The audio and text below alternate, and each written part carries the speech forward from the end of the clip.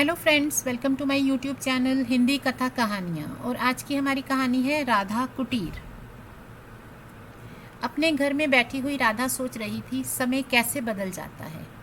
एक समय था जब इस घर में खुशियाँ बसती थीं। कितने प्यार से उसने और उसके पति मोहन ने ये बड़ा सा घर बनवाया था। घर क्या था, पूरी हवेली थी जिसमें राधा, मोहन अपने दोनों बेटों के साथ खुशी खुशी रहती थी। उसे आज भी याद है, जब वह गांव से आए थे उनके पास ज़्यादा कुछ नहीं था। एक छोटा सा मकान किराए पर लिया था और मोहन ने पास ही की फैक्ट्री में शीशे काटने और उस पर डिज़ाइन बनाने का काम शुरू किया था। लेकिन धीरे धीरे उसने यह काम अच्छे से सीख लिया। फिर अपनी सारी जमा पूंजी लगाकर खुद की फैक्ट्री डाली। मोहन ने बहुत मेहनत से अपना कारोबार जमाया था। धीरे धीरे भगवान की कृपा हुई, काम फलने फूलने लगा और आज उनकी पूरे बाजार में धाक है। इसी के बदौलत ये घर बनवाया था और बड़े ही प्यार से मोहन ने इसका नाम रखा था राधा कुटीर। समय के साथ उनके दो पुत्र हैं। अब दोनों बड़े होकर अपने पिता का ही काम संभाल रहे थे। फिर उनकी शादियां हुई। उनकी पत्नियां भी इसी घर में खुशी खुशी रहती थीं। उसे माँ माँ कहते हुए नहीं थकती थी, किसी भी काम को हाथ नहीं लगाने देती थी। राधा भी बहुत खुश थी। मोहन जब भी अपनी वसीयत बनाने की बात करता तो वह उससे कहती थी, हमें बुढ़ापे की चिंता करने की ज़रूरत नहीं है, हमारे बेटा बहू हमारा ध्यान रखेंगे। लेकिन होनी को कुछ और ही मंजूर था।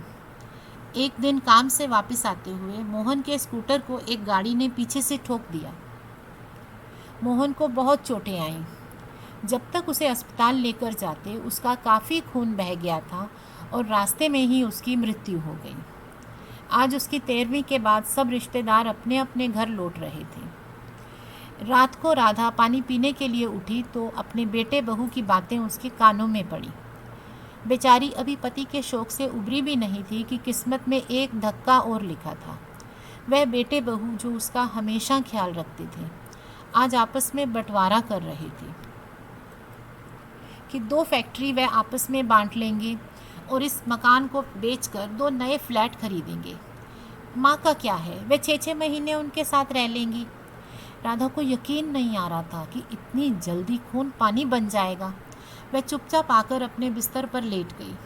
उसे याद आ रहा था कि मोहन हमेशा कहता था, अपने अधिकार संभाल कर रखने चाहिए। आज उसे बहुत रोना आ रहा था। अपने पति की बनाई विरासत को वह कैसे बेच दे। वह अपने पति की तस्वीर को गले से लगाकर सिसक उठी। आखिर रात बीत गई, सुबह हो गई और उसका बड़ा बेटा उसके पास आया। उसने अपनी माँ को बाहर बुलाया कि कुछ काम की बात करनी है। राधा ने कहा, बात तो होती रहेगी बेटा, पहले नाश्ता पानी तो कर लें। इस पर बेटा बोला, अभी नाश्ता बन रहा है, पहले बात कर लेते हैं, और उसे बाहर ले आया। बाहर छोटा बेटा पहले से ही तैयार बैठा था। राधा के बैठते ही उसने फैक्ट्री और मकान की बात शुरू की। उन्होंने कहा, अब हम अलग अलग रहेंगे, तुम बारी बारी से हमारे साथ रहना। इस पर राधा ने कहा, मकान दुकान तो बांटोगे ही, माँ का भी बंटवारा कर दोगे। राधा अपने दुख और गम को अंदर ही अंदर पी रही थी।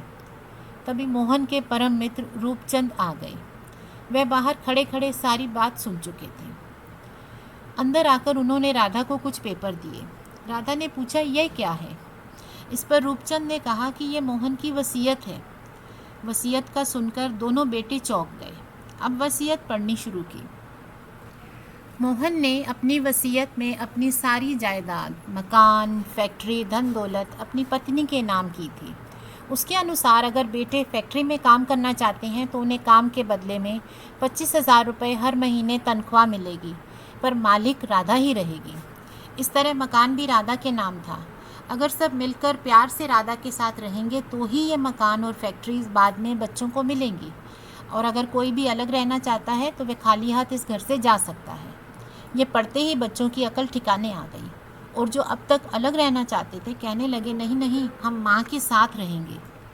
बहुएं भी माताजी करने लगी। सब राधा से माफ़ी मांगने लगे। पर अब राधा को समझ आ गई थी कि यह प्यार नहीं, पैसे की चमक है। पर उसने अपने बच्चों की गलती माफ़ कर दी और कहा, ये पहली गलती है, इसलिए माफ़ कर रही हूँ, मैं तुम्हें एक मौका और दे रही हूँ। पर अगर किसी ने भी मेरे पति के द्वारा बनाए हुए इस मंदिर जैसे घर को तोड़ने का सोचा तो उसे माफ़ी नहीं मिलेगी। राधा अपने पति को याद कर रही थी। शायद उन्हें अपने बच्चों के स्वभाव का अंदेशा था, इसीलिए वह उसकी ज़िंदगी सम्मान से गुजरे इसका इंतज़ाम करके गए थे।